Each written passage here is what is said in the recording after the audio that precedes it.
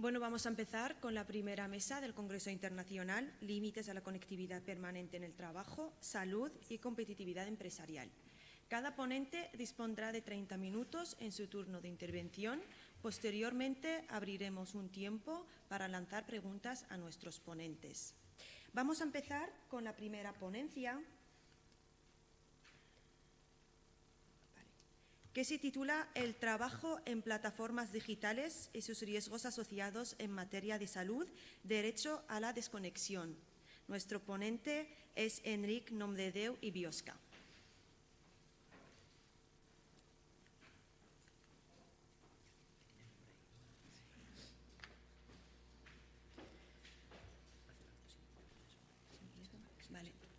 Enric es secretario autonómico de Empleo y director general de Labora, licenciado en Ciencias del Trabajo en la Universitat Jaume I. Ha realizado varios cursos de práctica laboral y derecho laboral, también diplomas como en Prevención y Lucha contra la Corrupción, diploma en Transparencia y Gobierno Abierto, diploma en Psicología Social del Trabajo y la Relación Laboral. Nuestro ponente dispone de varias publicaciones, entre ellas es coautor de La economía valenciana en las políticas de empleo después del COVID-2019. Le damos paso a nuestro ponente. Sí, yo antes de que empiece Enric, he de darle las gracias. Es un alto cargo de la Generalitat Valenciana y creo que a nivel político que una persona muestre siempre una accesibilidad al ámbito académico es de agradecer y desde aquí su trabajo, que ha hecho un esfuerzo titánico en el ámbito de las mejoras de las condiciones de trabajo, con Labora.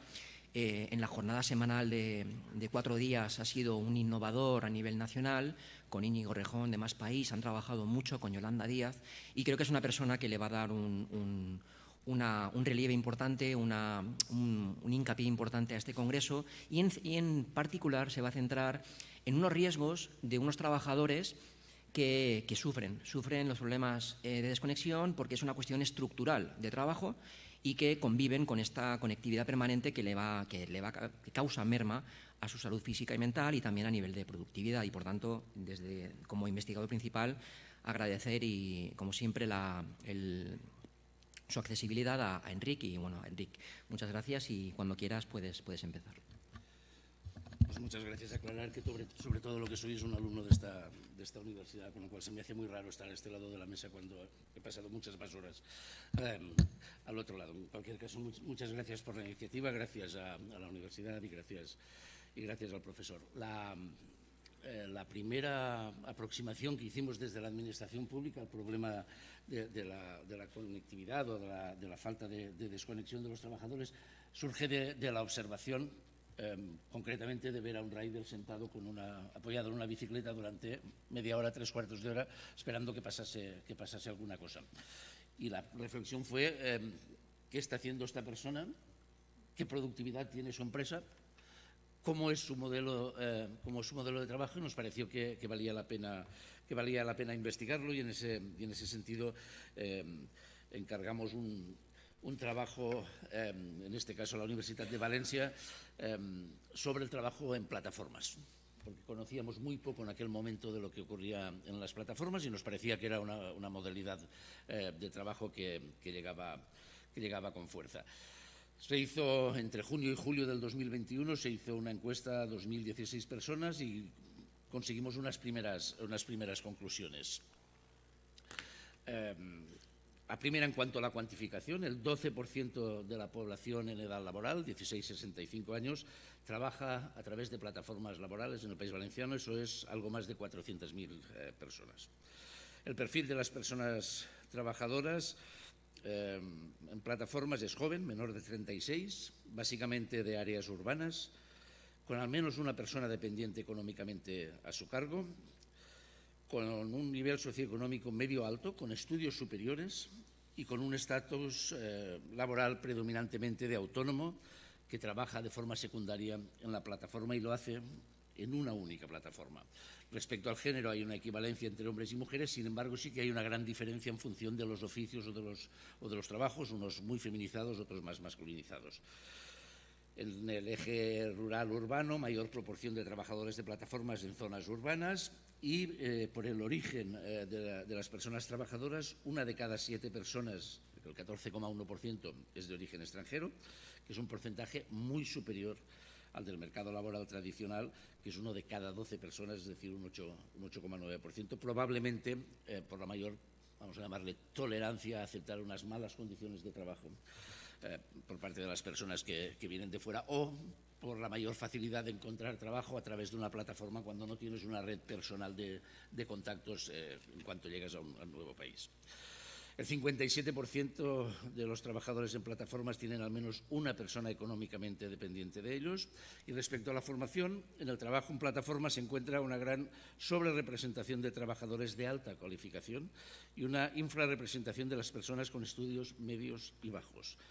Más allá de los perfiles demandados, en algunas plataformas se exige una formación específica porque se busca un trabajo concreto, se constata la necesidad de mejorar las competencias digitales que se están convirtiendo en una barrera de aproximación a determinados puestos de trabajo por parte de algunas personas. Un ejemplo muy claro, por ejemplo, es los trabajos de limpieza a domicilio, de cuidados a domicilio, que han funcionado hasta ahora boca a oído, y que de pronto empiezan a funcionar a través de plataformas, de webs o de aplicaciones en el móvil, y una parte muy importante de las personas, mujeres, que trabajaban en estos ámbitos se han quedado fuera porque no tienen las habilidades, nadie le ha enseñado las habilidades para poder acceder a esas ofertas, con lo cual las que estaban peor acaban de pasar a un estatus todavía peor. Los sectores profesionales online, la mayoría de los trabajos de plataformas trabajan principalmente en sectores profesionales, un 52,5%, especialmente en trabajos creativos o de redacción o traducción. Y por contrario, de lo que podría parecer, porque es más visual, porque lo vemos en la calle, el sector del transporte y en servicios de entrega solamente prestan servicios, no llega al 6%. El 85% de los trabajadores en plataformas trabajan servicios online frente a un 15% que hace trabajo presencial. Y respecto a la metodología de las plataformas, merece la pena reseñar que con frecuencia funcionan por el sistema de subasta a la baja, como las lonjas del pescado. Eso quiere decir que probablemente un abogado a las 7 de la mañana está conectado a su ordenador esperando que aparezca algún caso que le pueda resultar interesante a un precio razonable, y no va a desconectar su ordenador hasta las 12 de la noche cuando se vaya a la cama. Lo digo también porque nosotros también, antes de hacer este estudio, pensábamos en el rider, y eso representa un 6%, con sus dificultades, con sus problemas, pero estamos hablando de prácticamente ya todas las profesiones, especialmente las más creativas, con una imposibilidad de desconexión que hace que la jornada laboral sea larguísima, aunque no productiva, ¿no? Han de estar permanentemente conectados buscando esa oferta que les pueda interesar, y esto hace más que evidente el problema de desconexión. Y son autónomos. Solo 1 de cada 5 trabajadores de plataformas digitales asegura tener un contrato de trabajo con la plataforma. Y el estudio lo que nos dice es que existe el doble de autónomos que asalariados en plataformas, mientras que en la economía tradicional los asalariados somos 6 veces más que el número de autónomos. Es, por otra parte, un trabajo secundario o adicional para la mayoría de estas personas. El trabajo supone al menos la mitad de sus ingresos totales, y no obstante, cabe decir que aquí las diferencias de género por edad son significativas, dado que para las mujeres y para los jóvenes la dependencia de la plataforma respecto al total de ingresos obtenidos es mayor que la de los hombres y los mayores de 36 años. Hemos detectado también indicios de infrarremuneración en algunos casos. Consideramos dedicación principal la dedicación de al menos 20 horas o más a la semana, y 1 de cada 5 trabajadores con esos horarios reciben menos de 400 euros al mes. Obviamente hay horarios y jornadas muy poco deseables, casi el 60% trabaja el fin de semana, dicen con bastante frecuencia, y casi la mitad hace con bastante frecuencia también jornadas de trabajo de más de 10 horas. Y con igual o superior frecuencia son horas ininterrumpidas de conexión, lo decíamos, aunque de trabajo efectivo acaben siendo muchísimas menos. Y en general trabajan en una única plataforma. De los datos obtenidos se han alcanzado algunas conclusiones que pueden servir para tomar mejores decisiones en política laboral. Para eso lo hicimos como Administración. Hay una organización absolutamente ineficiente del trabajo, eso es una obviedad, y ningún interés por parte de las plataformas de mejorarlo, porque al final el tiempo no productivo cae en la espalda de los autónomos, con lo cual la empresa como plataforma tampoco tiene especial interés en que esto mejore, y recae, insisto, en los propios trabajadores, que además están en una condición, en la mayoría de los casos, de falsos autónomos. Hemos detectado que 1 de cada 4 trabajadores afirma que debe pagar para poder prestar servicios en la plataforma, lo cual es simplemente ilegal. Es un trabajo de paso hacia otro trabajo asalariado. 75% de los trabajadores están en búsqueda activa de empleo, aunque solamente 1 de cada 4 busca un trabajo fuera de las plataformas. Quieren mejorar, pero dentro de las plataformas. Y la casuística aquí es muy grande, pues de lo que presupone libertad de movimiento o la creencia de que tienen más tiempo o que son más propietarios de su tiempo, lo cual casa mal con la realidad. Decía, son falsos autónomos. En la economía de plataformas existe el doble de trabajadores autónomos que asalariados, he dicho, y en la economía tradicional las personas asalariadas son 6 veces más que los autónomos. Por lo tanto, es evidente que aquí hay alguna cosa que no acaba de cuadrar. Y esto evidencia, desde nuestro punto de vista, y no solamente el nuestro, un uso ilícito de la figura de los autónomos, lo que ha conducido, en el caso de España, a la aprobación de la llamada Ley Rider, que se dedica a un ámbito muy restringido, insisto, son el 6% de toda la gente que trabaja en plataformas. Y por su parte, la Unión Europea se ha planteado una directiva que, de acuerdo con el análisis realizado por la propia Comisión, plantea laboralizar a 4,1 millones de falsos autónomos en toda Europa. 4,1 millones de falsos autónomos. La convicción de que se trata de una relación laboral se ve claramente en algunos puntos: por asignación de tareas, por supervisión de las tareas por la plataforma, por el control del trabajo realizado, por la formación por la plataforma, por la fijación de precios del trabajo, por la reputación digital, que es clave para poder trabajar en las plataformas. La insistencia, por mi parte, en remarcar la condición de asalariados de autónomos, viene por su evidente importancia a la hora de hablar del derecho a la desconexión, que es mucho más complejo en el caso de los trabajadores autónomos. Y todo ello nos debería hacer acreedores de la necesidad de una regulación eficiente en materia de falsos autónomos. En el caso de las empleadas del hogar, cuyo uso del contrato de autónomos es claramente infrarrepresentado respecto al resto de los sectores productivos, una regulación eficiente puede ayudar a resolver los casos de fraude, y se calcula que en el caso valenciano solamente hay entre 60.000 y 90.000 falsos autónomos en plataformas.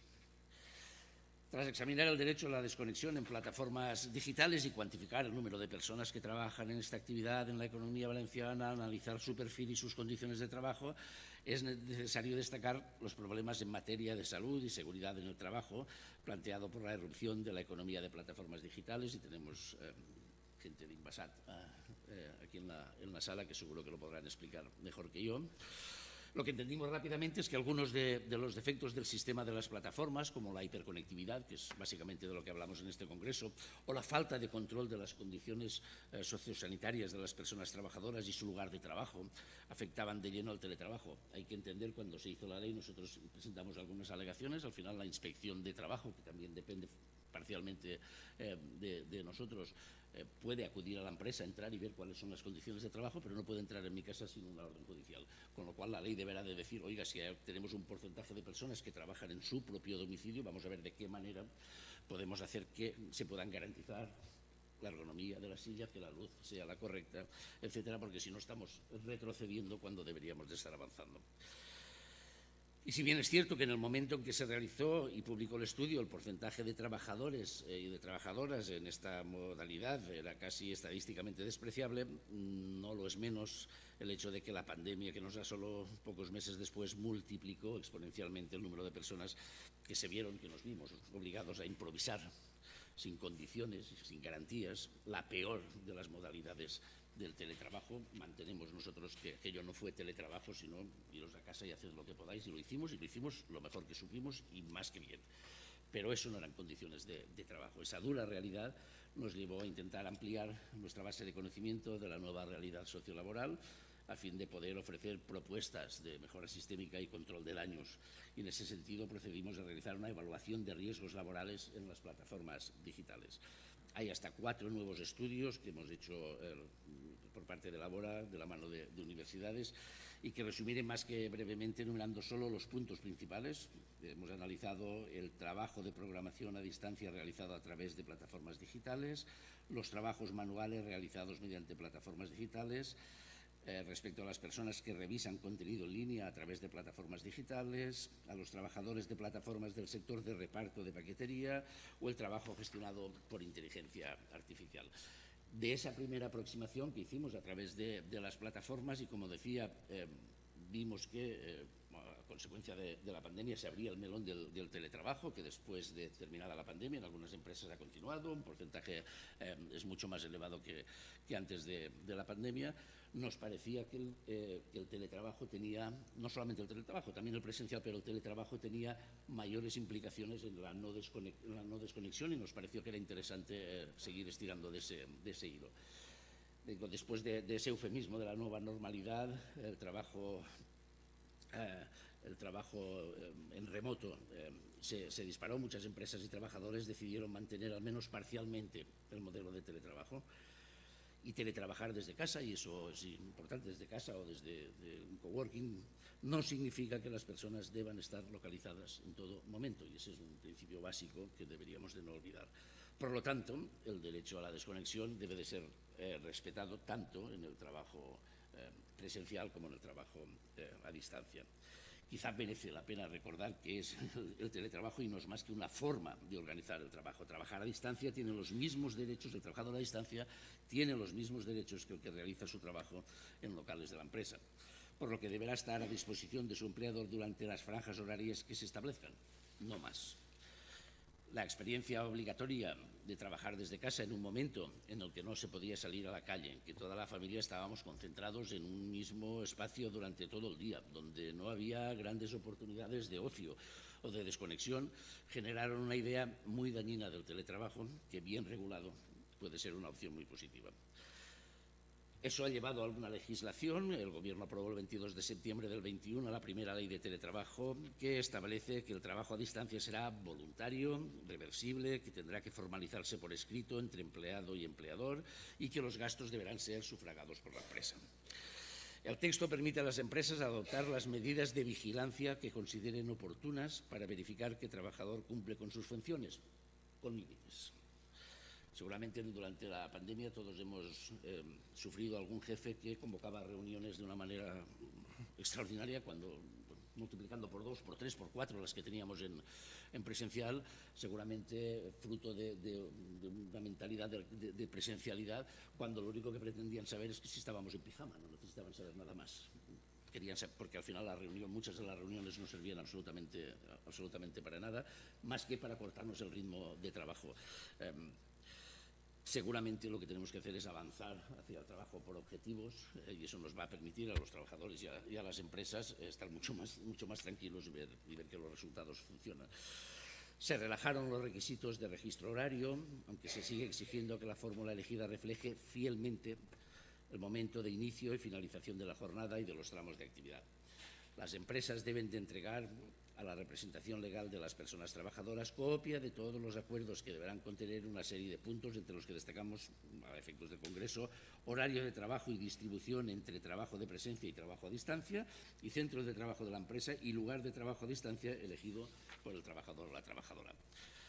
La ley fija igualdad de trato y no discriminación entre aquellos trabajadores que se acojan a esta medida, y así tendrán los mismos derechos que hubieran ostentado si prestasen servicios en el centro de trabajo de la empresa y, cito, no podrán sufrir perjuicio en ninguna de sus condiciones laborales, incluyendo retribución, estabilidad en el empleo, tiempo de trabajo, formación y promoción profesional. Y asimismo, las personas que trabajan a distancia, particularmente en teletrabajo, vuelvo a citar, tienen derecho a la desconexión digital fuera de su horario de trabajo, lo cual se establecerá mediante negociación colectiva.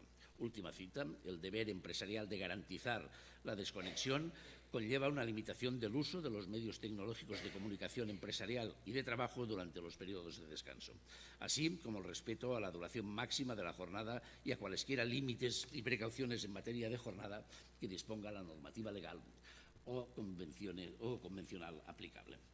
En Francia, donde se reguló antes que aquí, el derecho a la desconexión está en el artículo 2242-17 de su Código de Trabajo y tiene como objetivo garantizar el cumplimiento de los tiempos de descanso y licencia de las personas trabajadoras, así como lograr un mejor equilibrio entre la vida personal y profesional. Dice eso su código. Buscamos un equilibrio. El derecho a la desconexión es parte integrante de la obligación general de seguridad y salud que incumbe al empleador.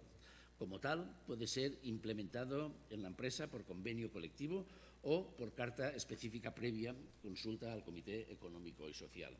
Y desde enero del 2017 el derecho a la desconexión es uno de los temas a abordar en el marco de la negociación anual obligatoria sobre la calidad de vida en el trabajo en todas las empresas con representación sindical. Es decir, obligatoriamente es un tema que debe de ponerse sobre la mesa de negociación.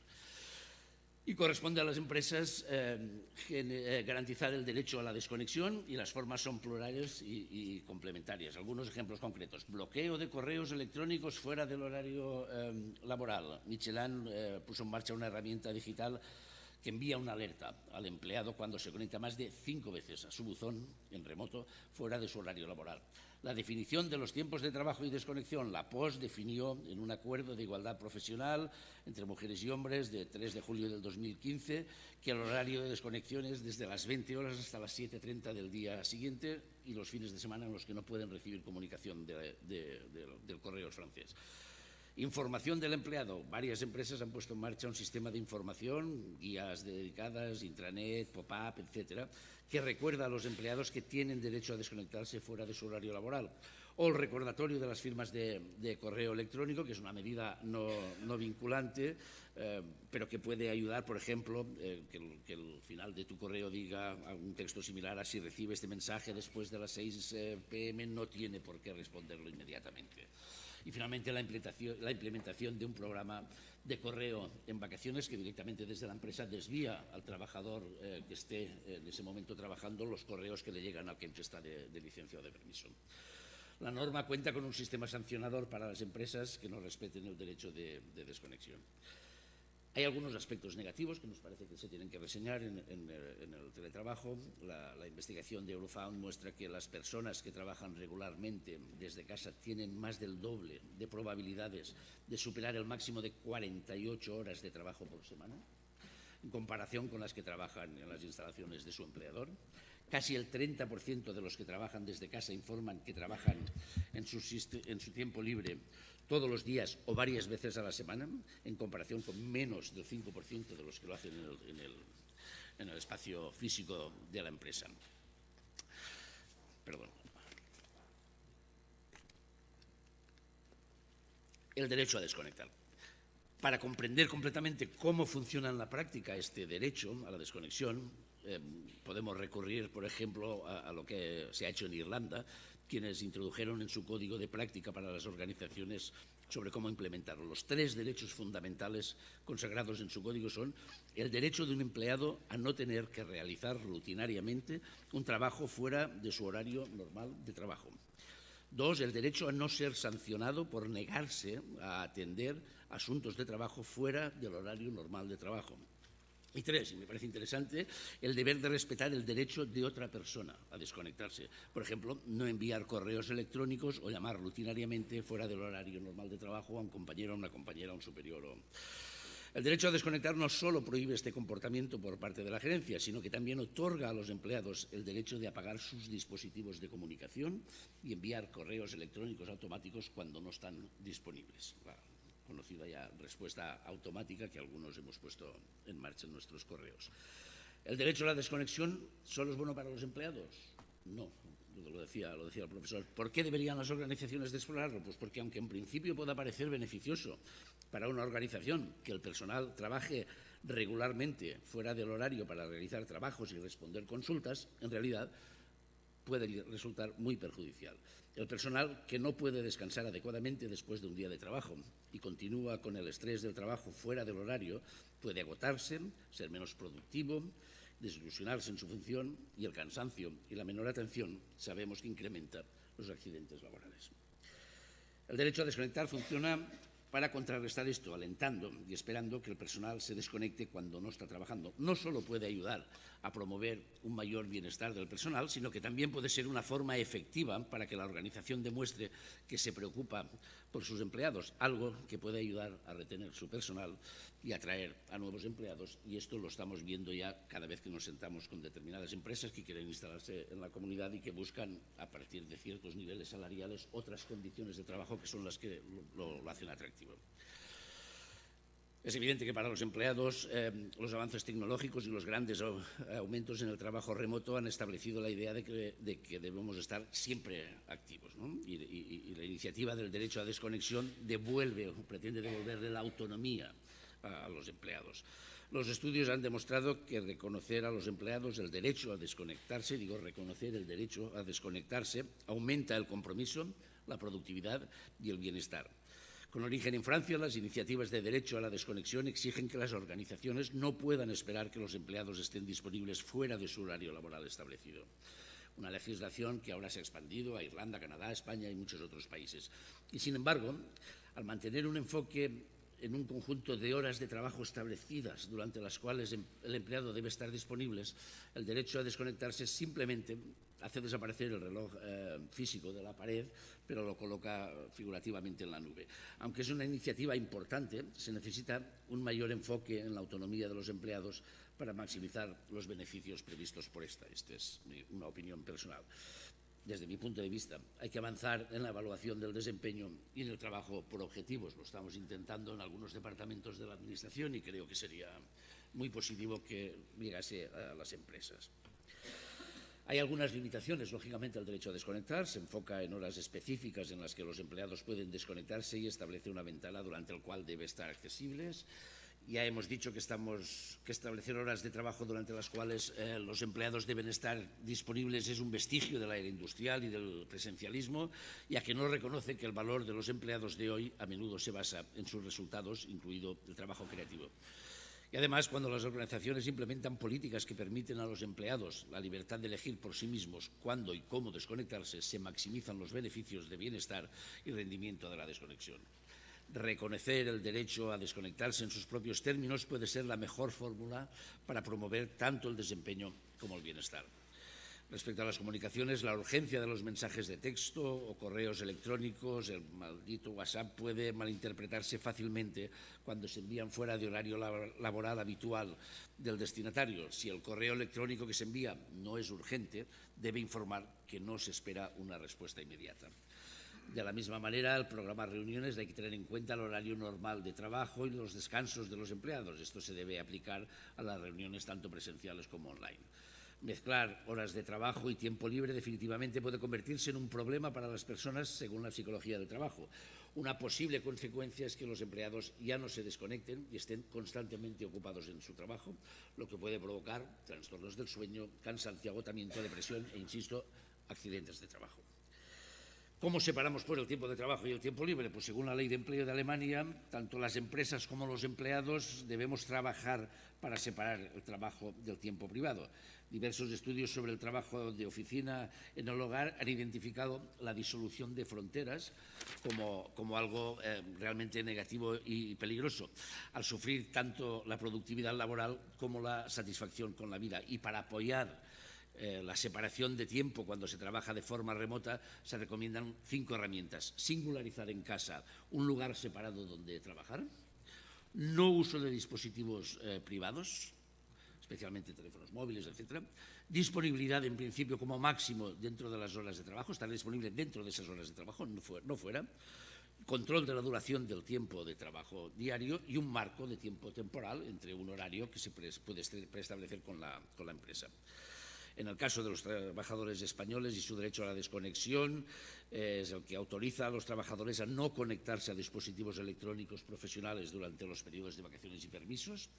El concepto es reciente, está vigente desde el verano del 19 con la Ley Orgánica 3/18 de protección de datos personales y garantía de los derechos digitales. Su artículo 88 establece que los trabajadores por cuenta ajena y los funcionarios públicos tendrán derecho a la desconexión para garantizar, fuera del horario legal de trabajo o establecido por contrato, el cumplimiento de su periodo de descanso licencia o vacaciones, así como su intimidad personal y familiar, con el fin de fortalecer la conciliación. Este derecho se aplica desde el momento en que el trabajador finaliza su jornada laboral hasta que inicia la siguiente. El derecho a desconexión de los trabajadores en España ofrece algunas ventajas. Para el empleado se desconecta de su trabajo, reducción de la tensión y el estrés, mejora de la conciliación familiar y mayor motivación de los empleados, pero también para las empresas. Y acabo. Productividad mejorada, aumento de la capacidad de diálogo entre empleado y empleador, mejora de la calidad de trabajo porque los empleados están descansados y menos estresados y reducción del absentismo. Desde el Parlamento Europeo se considera que la desconexión debería ser un derecho fundamental en toda la Unión Europea y estamos pendientes de que una directiva así lo reconozca. Y acabar, el último pasito.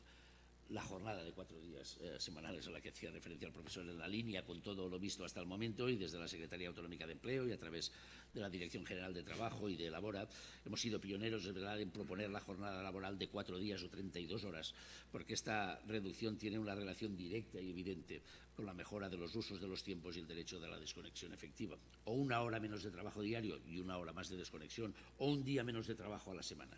Cualquiera de las dos fórmulas está aumentando el periodo de desconexión. En economía de triple balance hablaríamos de que las mejoras medioambientales parecen evidentes, así como las mejoras de carácter social, y habría que reforzar las mejoras económicas para convencer a las empresas de que esto puede funcionar. Y en ese sentido hemos propuesto un programa piloto consistente en la colaboración en el diseño e implementación de medidas de acompañamiento activo que mejoren las capacidades formativas y relacionales de las personas trabajadoras y de las empresas participantes en el programa.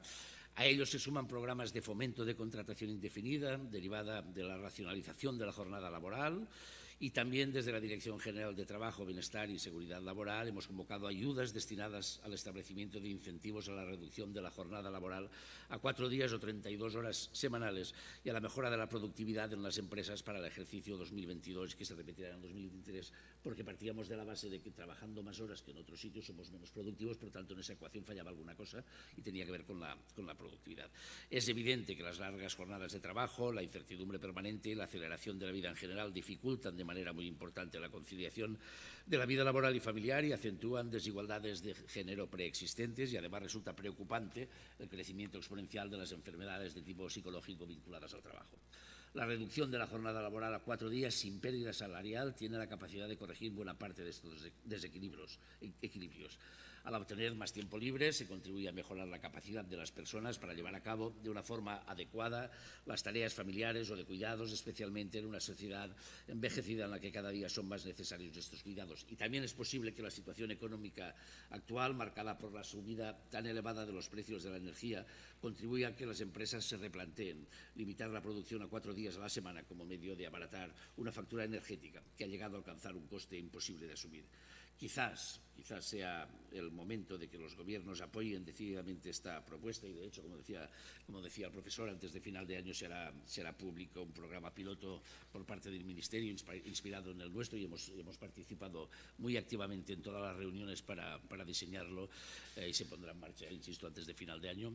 Es inconcebible, termino ahora y así, que el abuso de las nuevas tecnologías nos lleve a permanecer permanentemente en guardia. Como decía el profesor Trujillo al principio, se supone que todas esas tecnologías, que las nuevas maneras de trabajar deberían de permitirnos ser como mínimo un poquito más felices y disfrutar del tiempo libre, entendiendo que el trabajo es un medio para conseguir determinados objetivos y no un objetivo en sí mismo. Muchas gracias.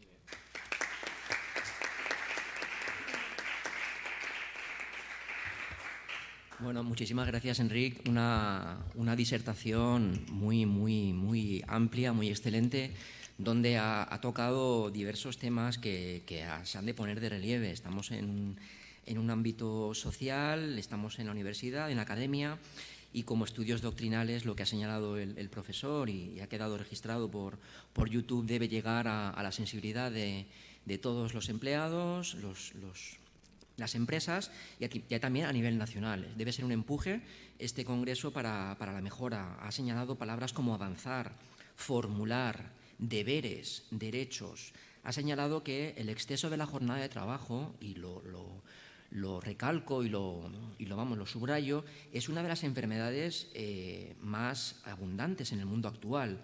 Es decir, cada vez más la prolongación de la jornada, según la Organización Mundial de la Salud, es de los primeros riesgos laborales que pueden sufrir los trabajadores, desde enfermedades cardiovasculares hasta infartos de miocardio. Y esto es una cuestión grave. Y como tal, la jornada semanal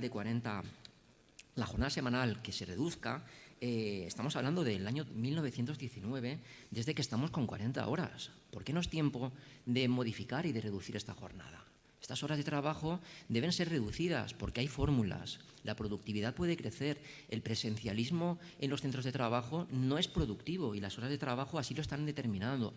Por tanto, hemos de establecer reglas de disponibilidad. El acuerdo de trabajo a distancia, con la ley del trabajo a distancia, aquellos trabajadores que consigan un 30% dentro de su jornada poder teletrabajar, las empresas tienen la obligación de redactar un acuerdo. Bien, pues este acuerdo, que debe ser comunicado al SEPE, ha de establecer claramente las reglas de disponibilidad para que los trabajadores no tengan la conciencia de que están las 24 horas del día trabajando. Y esto puede provocar accidentes. Y ha habido un accidente de trabajo recientemente de una teletrabajadora que iba al aseo y se tropezó. El juzgado ha determinado que efectivamente esta persona es un accidente de trabajo porque en su casa está considerado su lugar de trabajo. Pero hay que observar de dónde procede este accidente. ¿Ha sido un accidente por un resbalón, por una fatiga, por un estrés, por una ansiedad de estar conectado permanentemente? Esto lo debemos enfocar. Por tanto, reducción de jornada, derechos, deberes y quiero acabar, y vamos a dar paso a las preguntas, con unas enfermedades invisibles que estamos viviendo actualmente. Hay una noticia recientemente del País donde se ha señalado que los teletrabajadores parece que no enferman, parece que no hay bajas laborales. Un teletrabajador que está constipado con fiebre puede seguir enviando correos, contestando WhatsApps. No solicitan la baja laboral. Por tanto, hay una productividad, hay una merma en la salud de estas personas. Van a acabar con una fatiga informática considerable y como tal deben pedir la baja laboral, no han de estar continuamente trabajando aún con la sensación de que esté en casa. No, si está enfermo usted debe de tener su jornada porque necesita un tiempo de recuperación y un tiempo enérgico para poder prestar servicios. Y estas son cuestiones que nos ha señalado acertadamente Enric y del cual agradezco. Y como tal vamos a dar paso, Cina, al micrófono por si hay alguien que quiera reflexionar, comentar alguna cuestión, que tenemos tiempo hasta las 10, hasta que el inspector de trabajo, Juan Caminos, que ya está aquí presente, pues bueno, tome asiento y empiece con su disertación. Por tanto, si hay alguna opinión, bueno, es vuestro turno.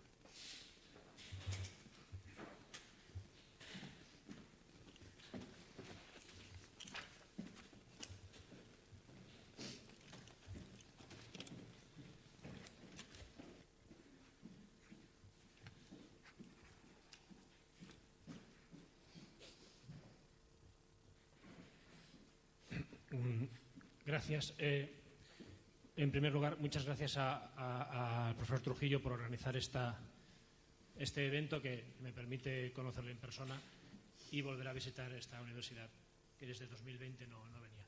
Y también gracias al señor Enric, en nom de Déu, porque me hubiera gustado que hubiera explicado un poco más el tema de la jornada de 4 días, pero creo que era necesaria esa previa reflexión anterior para ver por qué es necesario o por qué es conveniente. Bueno, la pregunta es para el señor Enric. Ustedes en la Comunidad Valenciana efectivamente son pioneros en este tipo de ayudas publicadas ya en el boletín antes del verano, que he tenido la oportunidad de analizar y de estudiar para buscar el aspecto jurídico del asunto, que tampoco es muy complicado, es decir, es adaptar la normativa que tenemos de jornada de trabajo a esto. Sí que es verdad que al reducir puede haber algún tema que puede tener alguna fricción y que sí que merecería algún aspecto, pero mi pregunta es la siguiente. ¿Se está apuntando mucha empresa a estas ayudas? ¿Usted tiene conocimiento de se están apuntando no? ¿Tamaño de empresa? ¿Grandes, pequeñas? ¿De qué sectores? ¿Tenemos algún tipo de información sobre ese aspecto? Porque sí que las experiencias de jornadas de 4 días que nos informan por la prensa y por algún convenio colectivo que también mejora algo, sí que en las 2 empresas grandes que lo han hecho iba vinculado a una reducción salarial, en algún caso era voluntario y en el otro caso ha sido una modificación colectiva de condiciones de trabajo encubierta bajo la retórica de una mejora y tal, pero bueno, al fin y al cabo era algo que entraba en contradicción o no era adecuado a lo que parecía que debería ser. Entonces le pregunto sobre si tenemos datos sobre quién se está apuntando, cuándo en principio irá esto para adelante de forma efectiva, que parece que será ya en 2023, y como a nivel estatal también está previsto un programa piloto similar, se está trabajando a través, lo último que sabía yo es que estaba trabajando a través de una orden ministerial, ¿cómo saldría esto? Si usted tiene alguna información sobre este proyecto estatal, si nos puede avanzar algo. Muchas gracias. Gracias. Pues efectivamente, de hecho, cuando nosotros planteamos este programa piloto y nos sentamos con los sindicatos mayoritarios y con la patronal, donde yo creía que íbamos a tener más dificultades, recuerdo que Salvador Navarro, presidente de la CEP, de la patronal valenciana, me dijo: a ver, Enrique, ¿qué me dices que no es pero sí ya lo podemos hacer en el marco de la negociación colectiva? Digo, claro, es que yo no estoy pretendiendo, ni tengo capacidad legislativa, ni pretendo, estoy diciendo, oye, el que se está planteando poder hacerlo, a lo mejor con una ayuda en el rediseño. Tengamos en cuenta que nuestra economía, más del 75% son pequeñas y medianas empresas, con lo cual no siempre es fácil que tengan el personal adecuado para rediseñar sus sistemas productivos o su manera de trabajo. Si nosotros, a través de la Administración, les podemos ofrecer gratuitamente ese asesoramiento y el acompañamiento, si además, hasta que se demuestre, es un programa piloto muy ambicioso en el objetivo, muy sensato en los importes económicos con los que vamos a trabajar, si hasta que se demuestre que efectivamente mejorando la productividad no va a mejorar necesariamente por trabajar menos horas, pero si mejoramos la productividad quizá podemos producir lo mismo en menos horas. Ese es un poco el concepto. Hasta que esto se produzca, si lo ha estudiado nuestra propuesta, hay un acompañamiento económico para esas empresas.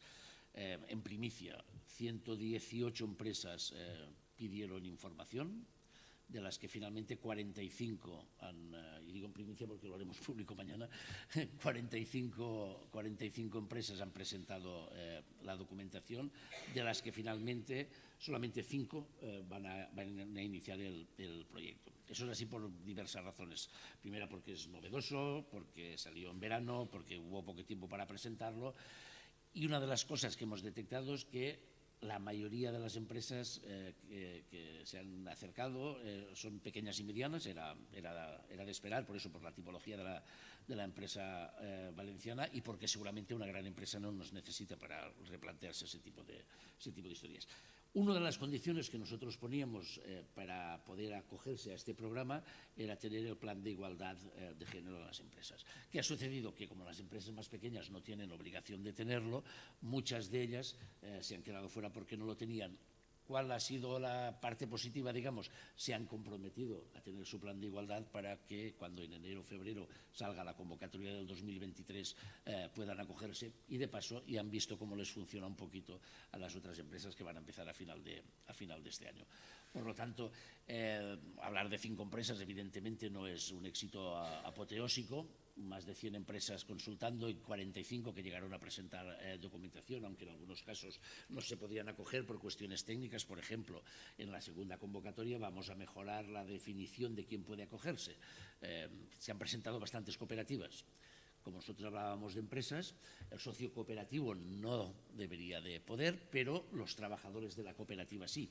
O tenemos una organización no gubernamental con 30 y pico personas trabajando, asalariadas, con contrato laboral en vigor. Como no habíamos definido las organizaciones no gubernamentales como posibilidad, pues se queda fuera. Vamos a corregirlo también para que puedan incorporarse.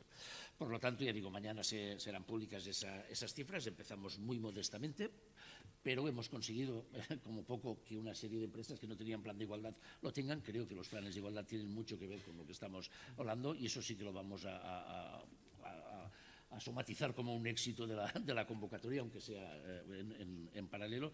Y finalmente, esta misma semana hubo una reunión en el Ministerio en Madrid respecto a la orden. En este caso se hace a través de Industria, son ayudas a las empresas para la mejora de productividad. Siempre lo hemos planteado así, ¿no? Por lo que decía de esa economía del triple balance. Socialmente está claro que, caray, si trabajas menos horas vas a tener más tiempo libre, vas a ser más feliz.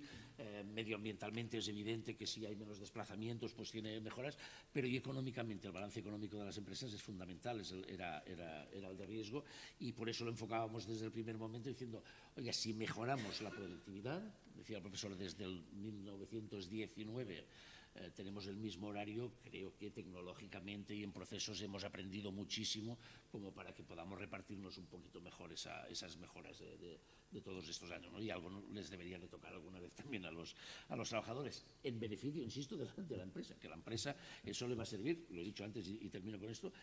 Uno de los grandes ejes de la política económica de este Consell es la atracción de empresas de fuera. Tenemos el gran éxito de Volkswagen y muchos éxitos menores que no se han visto, pero de empresas más pequeñas, muchas tecnológicas, que es un ámbito en el que la mejora salarial no determina necesariamente que vengas aquí o vayas allá, porque estamos hablando ya de ciertos niveles y donde se busca calidad de vida y otra serie de cuestiones. Esto, la semana de los 4 días, nos ha puesto, y todavía no está cerrado, con lo cual tenemos que ser prudentes, pero nos ha puesto en muy buena posición para atraer inversiones de algunas empresas tecnológicas que están en otras partes, incluida una empresa tecnológica muy importante que tiene su sede europea en Ucrania y, desgraciadamente, por la situación de allá, quiere desplazar sus 1.500 trabajadores, que son 1.500 familias. Y están buscando una ubicación y nosotros estamos en la terna final. Muchas gracias Antonio, excelente pregunta. Y en efecto, al hilo de lo que se está aquí ahora reflexionando, creo que es momento de utilizar nuevas fórmulas de trabajo sin reducción de salario, porque estamos asistiendo a fórmulas de determinadas empresas que sí están reduciendo la jornada, pero están sufriendo una merma en el salario de los trabajadores. Esto es una modificación sustancial, esto exige un procedimiento o es una innovación del contrato. Pero no mezclemos conceptos de reducción de la jornada con reducción del salario. Y este prueba piloto, aunque el éxito, porque es la génesis siempre es el primer paso. Es un primer paso que intentemos que vaya hacia adelante, y yo desde aquí nos ofrecemos, el grupo de investigación, a adelantar y como servidores públicos a mejorar la calidad de vida de los trabajadores. Y creo que va a ser no solo atracción de empresas con capital extranjero a España, a la Generalitat Valenciana, sino también va a reducir niveles de absentismo, niveles de rotación, va a haber mayor felicidad en el trabajo, mayor engagement, conceptos de dirección de personas, mayor compromiso, mayor implicación. ¿Por qué? Porque los trabajadores se sienten un valor referencial dentro de la empresa y no son un mero factor productivo, porque hay muchas empresas que exigen un presencialismo tanto físico como digital, es decir, la conectividad permanente, que señala que los trabajadores parece ser que deben estar conectados permanentemente. Esto no es así, los trabajadores tienen un descanso y la desconexión digital ha de operar en todo tiempo de descanso, no solo descanso semanal, sino también durante vacaciones, excedencias, reducciones de jornadas, etcétera. Por tanto, muchísimas gracias por las preguntas. También aprovecho a través del chat de YouTube, hay unas personas conectadas que también pueden señalar, también por el hashtag Congreso UGI a través de Twitter, también podéis participar y yo os invito a participar. Y sin más dilación, no sé si hay alguna cuestión más, alguna duda, podéis levantar la mano, y si no es así, vamos a dar paso a la siguiente ponencia. Enric, moltes gràcies. Vamos a dar paso a la siguiente ponencia, que en este caso va a hablar Juanjo Camino. Juanjo Camino, inspector de trabajo. Cina, la moderadora, va a dar la introducción, y creo que es una persona importante para la labor de la fiscalización de estos derechos desde la autoridad pública. El organismo público de la Inspección de Trabajo se encarga de vigilar y controlar el cumplimiento de la normativa, y creo que la Inspección de Trabajo, que está muy mermada de recursos, está haciendo una labor loable, y el inspector nos va a alumbrar un poco más en este sentido. dar las gracias, disculparme porque la hiperconectividad en este caso es física, es algo disparado hacia Valencia, tenía que quedarme, tenía muchas ganas de verlo, lo veré después en YouTube. Un apunte solamente al final, por lo que estábamos diciendo, el 92% en la Comunidad Valenciana, el 92% de las personas que han pedido reducción de jornada con reducción de sueldo son mujeres. Si se reduce la jornada, estamos trabajando también en ese ámbito. Gracias. Moltes gràcies.